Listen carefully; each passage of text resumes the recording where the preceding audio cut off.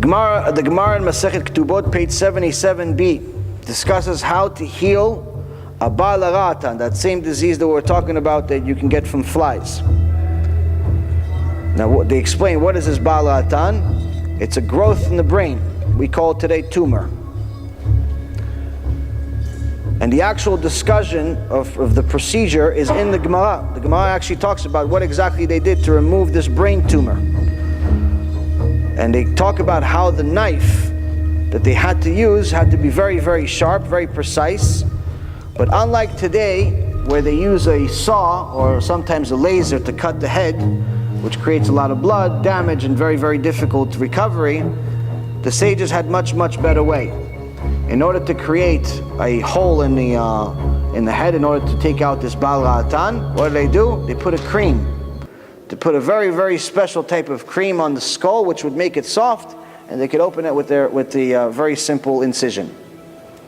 So doctors today are not the most advanced. Just a few decades ago, there was a new disease that came to the world, according to scientists, called AIDS. And they say that the originator of the AIDS, or the HIV virus that later becomes AIDS, is the monkey. There's two interesting things about this. It's not new. Midrash Rabbah and the Gemara Masechet Sotah. So it's in two places. Both of these things were written 2,000 years ago.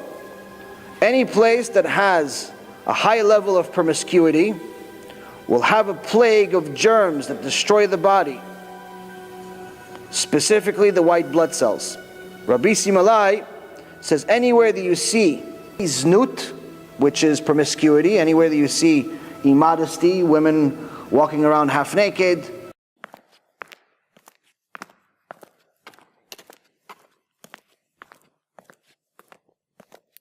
which has become common today, or people that are promiscuous, which is celebrated today in our world.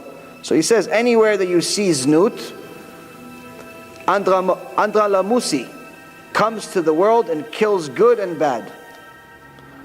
Andralamusi is another name for AIDS. It's just the Gemara's language of AIDS.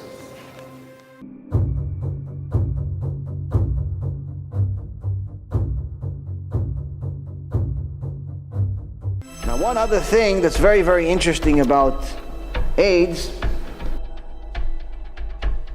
is something called Torah codes. Torah codes is finding secrets within the Torah using math, using computers and math. Where, for example, if you want to find certain information, let's say, for example, you want to find something that's already happened. So, for example, you want to find information about the Holocaust. Holocaust has happened, we know that it's happened. So there's different information, relevant words. You want to find where, if the Torah is divine, that means that it has to have all knowledge. Not just knowledge that existed 3,000 years ago. It has to have all knowledge, including today's lecture. So now, you have to have a way to find it. One of the ways of finding it is using something called Torah codes, where you look for a specific word, and the computer program will find this word in the Torah using equal mathematical skips, meaning that, let's say, for example, you look for the word Hitler in Mach Shemo v'Zichro. Okay, now you're looking for it obviously in Hebrew. So first you look for the letter Hey, then you look for Yud, because obviously Hitler didn't exist 3,000 years ago. So you have to look for it. How is it going to find it? So if the computer finds this word, he's going to find this word where each one of the separation between each one of the letters has to be equal. Meaning the Hey, let's say there's 50 letters space, and then there's the Yud, and then there's another 50 letters, and then there's another letter, and so on. But it has to be equal mathematical skip. Meaning, in order for you to see that this is actually not just a random word,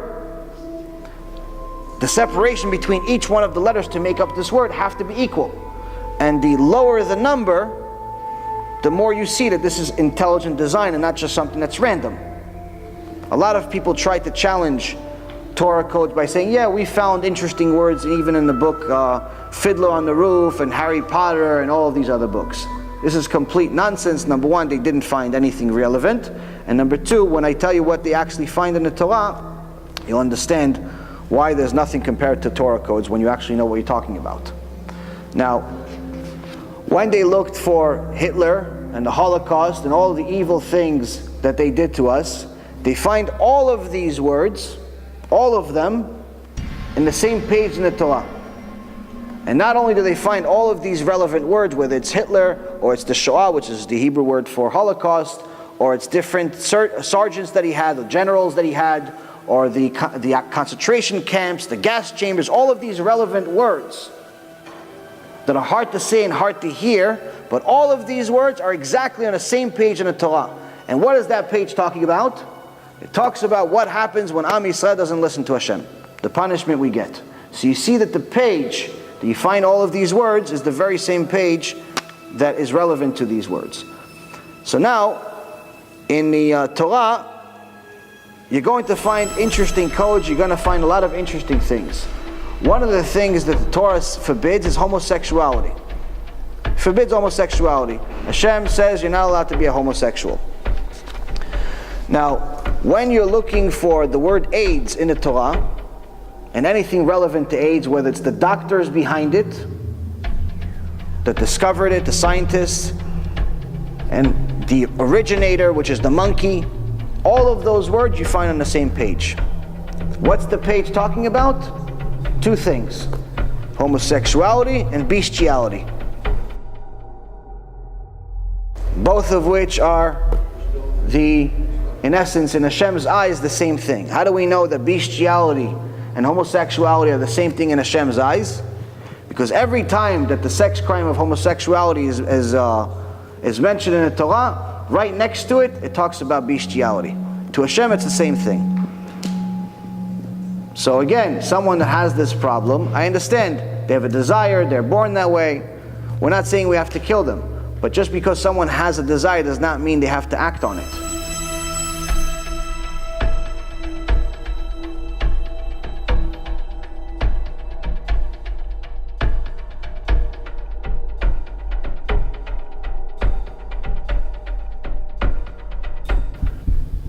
If you have a person that you know that's a kleptomaniac, and they need to steal things, you're not going to invite him into your house. Yeah, but he was born that way. He's a kleptomaniac. Yeah, but let him be a kleptomaniac somewhere else. I don't want him to steal my stuff. Or if one of your children, chas v'shalom, has a friend that's a pyromaniac, likes to light things on fire. Yeah, but Ima, it's my friend. Yeah, but he's going to burn our house. Bubby, go play in his house. Burn his house. Won't burn my house. Yeah, but he was born that way, Ima.